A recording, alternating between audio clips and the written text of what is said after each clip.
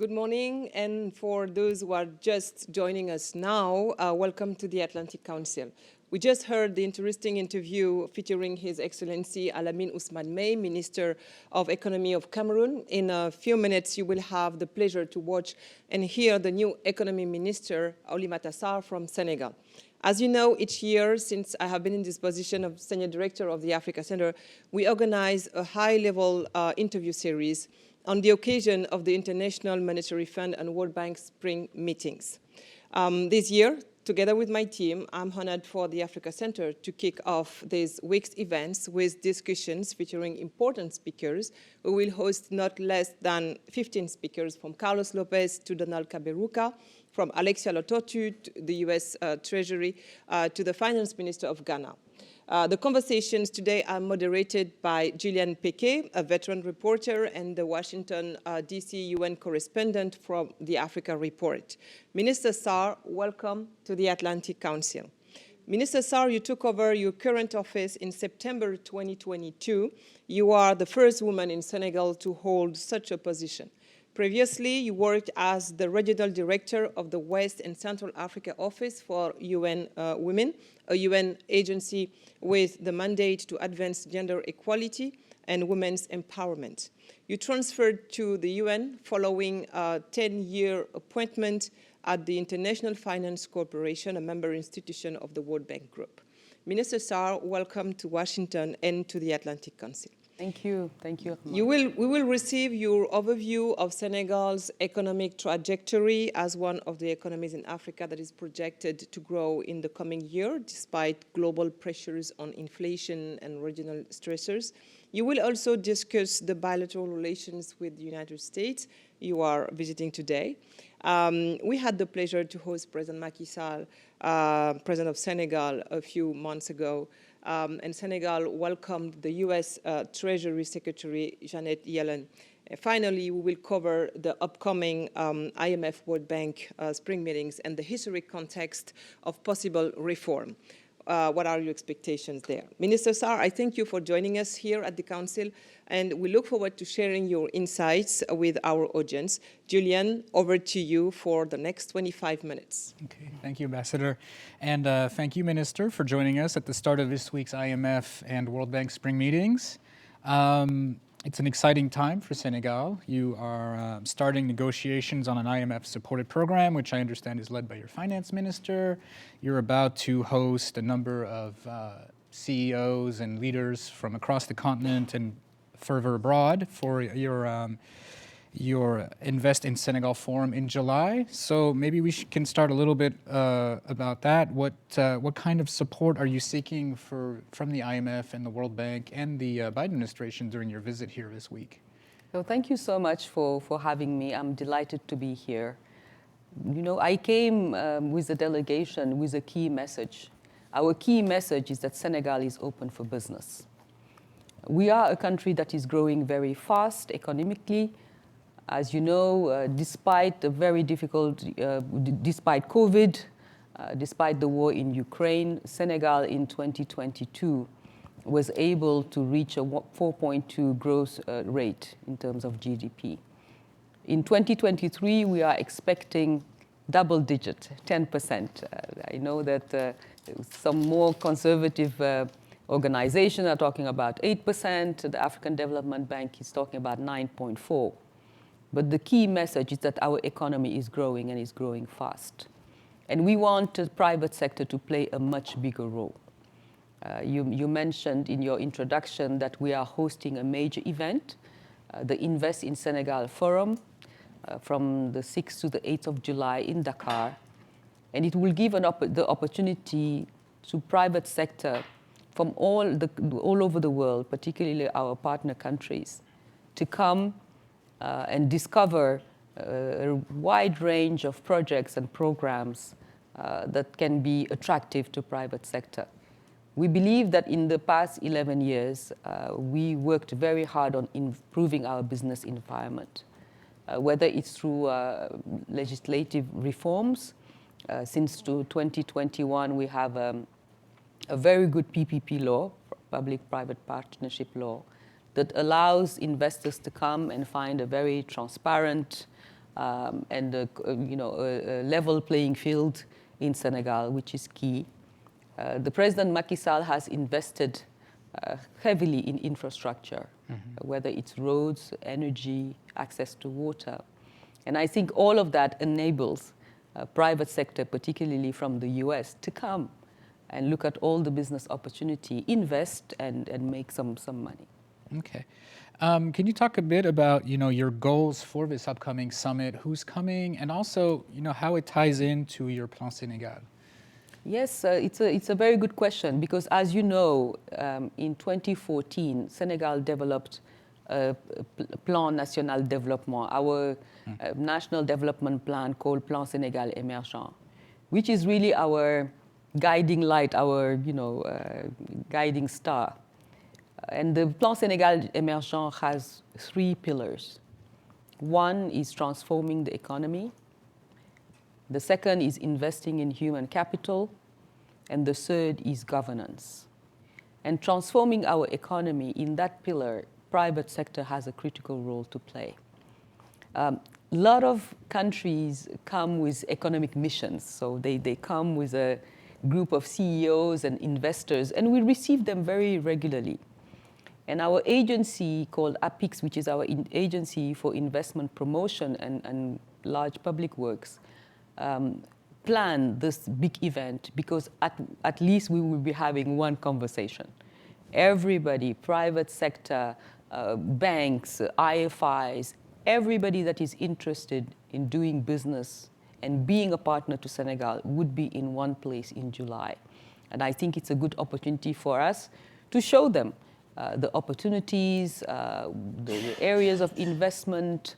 And I think it will save us having multiple missions coming every week, asking us sometimes the same questions. What are the sectors where we should invest? What is your this? What is your legal framework for that? So we will be having one big momentum around a single event. Got it. And obviously you're hoping for a big U.S. participation. Of course. You know that Secretary of State Yellen was recently in Senegal. We were here in December for the Africa-USA Summit. During the summit, we met several private sector, with President Macky Sall. We met with DFC, a DFC that has 2 large projects in Senegal, one in a wind farm and the second one in our vaccine unit plant. But we would like to see more. And I think we're expecting a delegation from the US in transport, in industry, in energy, in agriculture. Because if you remember, the big conversation during the Africa-US Summit was how do we learn from the agriculture, scaling up agriculture from the experience of the US? How do we get access to fertilizers? And if you remember, there was a joint statement of President Biden and President Macky Sall giving a sort of a list of what are the short-term things that we need to do for food sovereignty and what are the medium to long-term. And it was a very, very powerful message. So we're expecting a lot of US companies to come. Yes. Okay. So on that subject, so you mentioned that Treasury Secretary Yellen came to your country as part of the 5 top-level American visits to the continent. So Senegal was one of those countries that received a high-level U.S. delegation. There's a regional compact with the Millennium Challenge Corporation that Senegal is a part of that was announced by President Biden during the summit. It seems that there is a lot of U.S. public government support for Senegal. And that is deepened under President Sall's leadership of the African Union.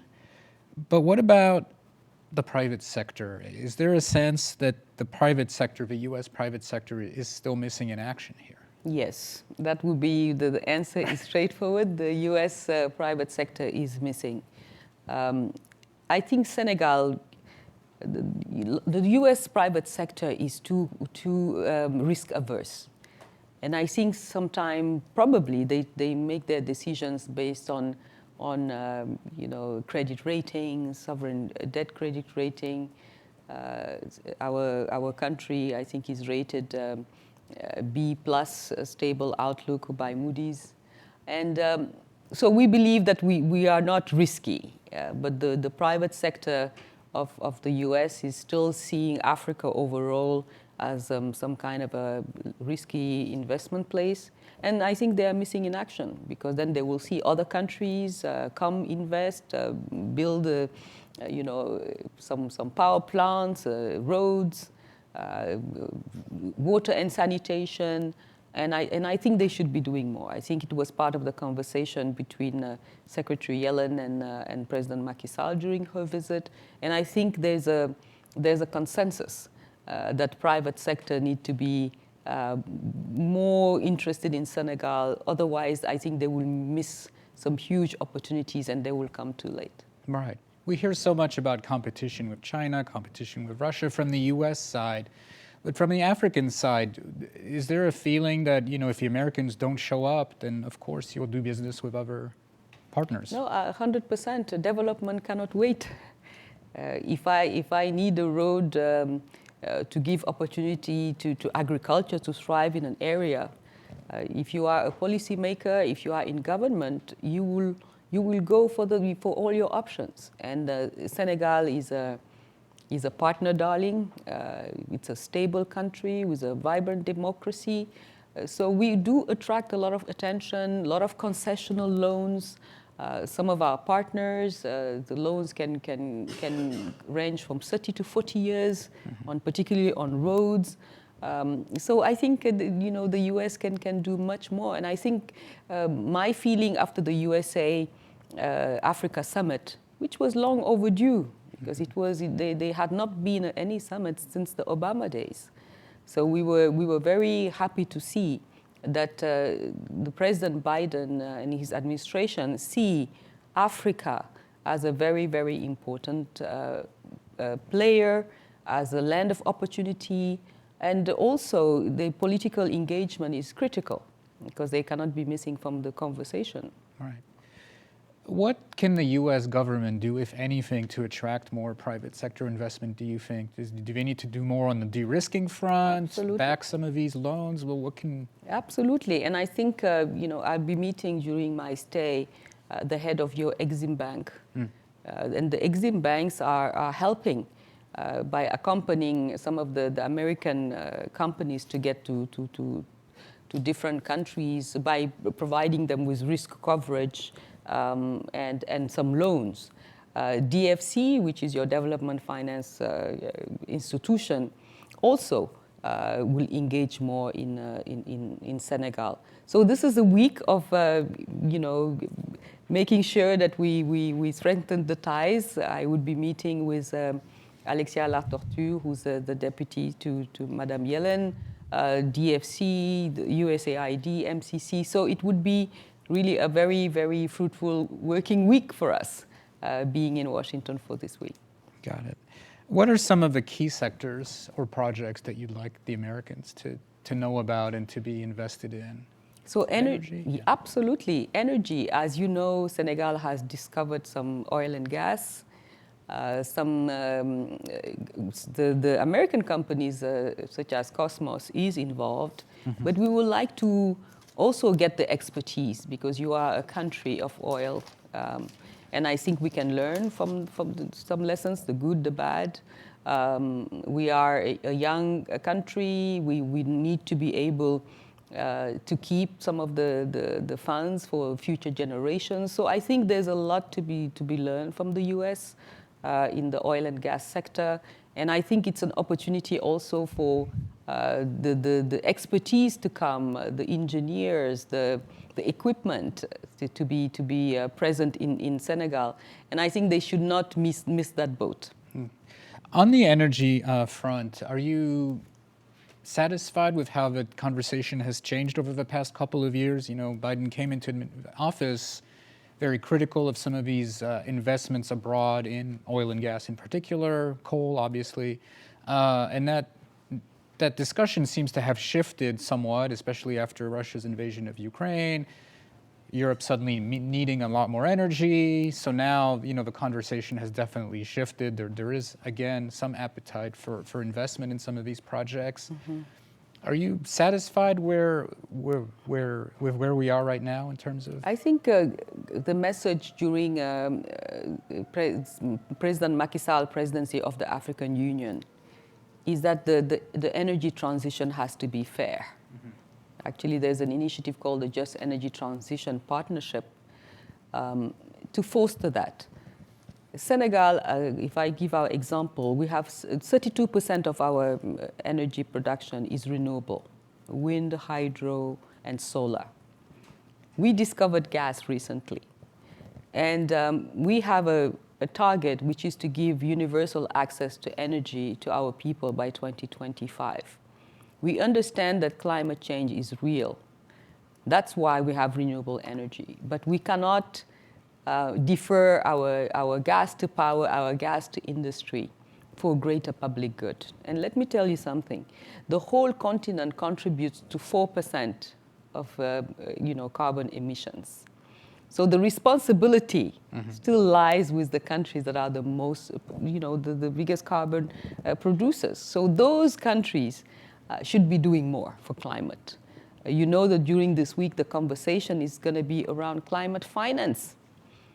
We made some commitments to all of us invest after the COP in Paris on investing more in renewable, reducing coal, but all the commitments have not been met. Right. Climate adaptation, climate finance is still, very little is coming to Africa. All the big announcements have not been met. So, globally, we are not walking the talk. Some people are making some very innovative suggestions beyond green bonds. What about some debt swap? Because if you are a country in the Sahel, you are at the epicenter of climate change and violent extremism. You have a limited budget, and you have to bring your contribution to what they call the global public good. You can't afford. So can you have some debt relief so you can invest more in climate adaptation, in climate resilient agriculture? I think we really need this week to think outside the box. And I think the whole conversation around the reform of the Bretton Woods institution is critical. But I think the key word in this reform agenda is fast track. Development cannot wait. Right. And I think we cannot wait until countries default, until countries fall apart, so we can come up with solutions. I think there are short-term solutions, and there are medium and long-term solutions. But today, in 2023, the message from Senegal and African countries is that we want business as unusual, we want fast track, and definitely we want it to be fair. On that note, we just talked to your colleague from Cameroon, who was saying that, with the G20 common framework, for example, for debt relief, a reason why a number of countries have only 4 countries have signed on is because it is more ad hoc and it is not structural. It's coming after the fact. I mean, is that something where you're also interested in seeing, the G20 or other institutions come up with a more structural solution for dealing with these debt problems? Absolutely, because we are aware. It was one of the key messages of the President Macky Sall during his mandate last year as the President of the African Union. He was talking about debt relief. He was talking about a seat for Africa at the G20. The debt relief became a problem when it was not structurally, designed, because a lot of countries realized that as soon as you talked about debt relief, your credit rating was downgraded. It's because it was not a common approach. I think debt relief needs to be looked at when countries are faced with a crisis, and I know that the suggestion was done at the G20, whether it's a climate crisis, whether it's war, violent extremism, they should be able to suspend paying the interest of the debt until they have more fiscal space. But holding on to these very stringent rules that no matter what's your current country situation, you still have to service your debt. There's no relief. And if you do, you are downgraded. I don't think it's very productive. For us, the key message is that beyond the numbers, there are people.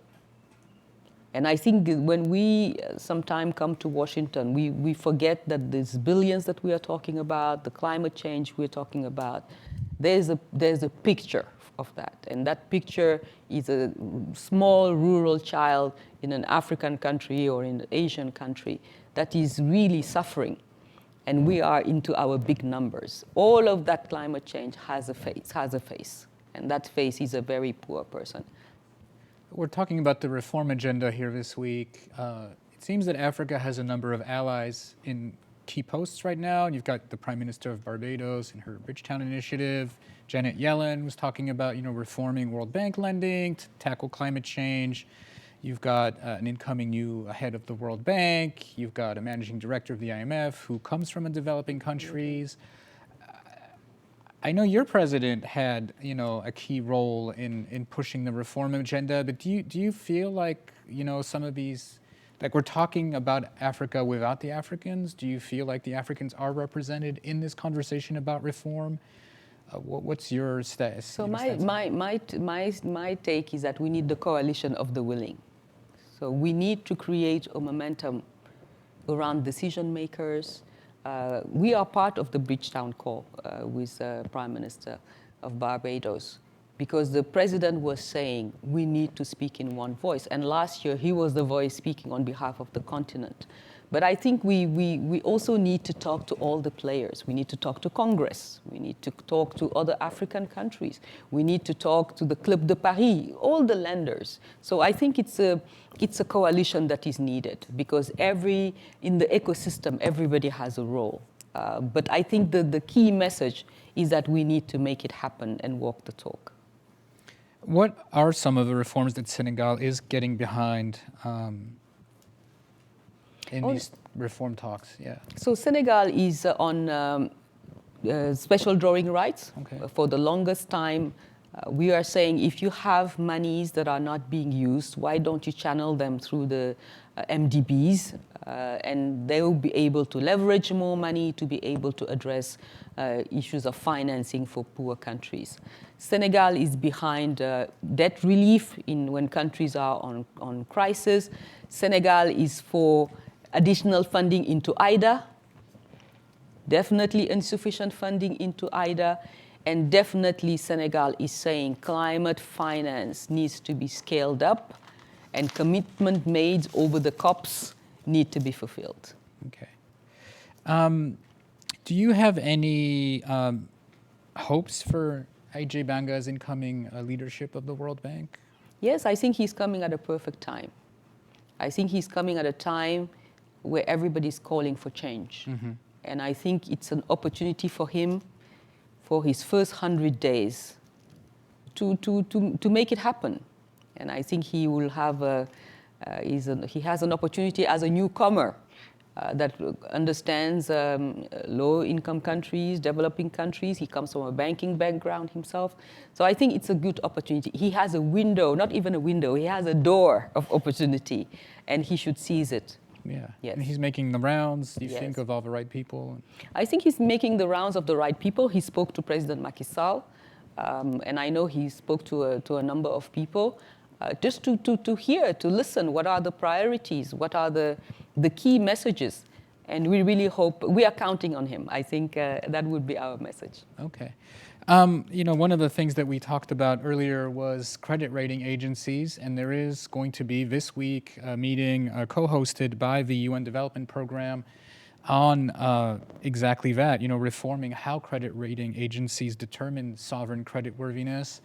I'd love to hear your thoughts on that, if you think this is a fair system, the way it's currently set up. You hear all about, African countries having to borrow at very, very high rates and then inevitably defaulting because it costs so much to borrow. Yes.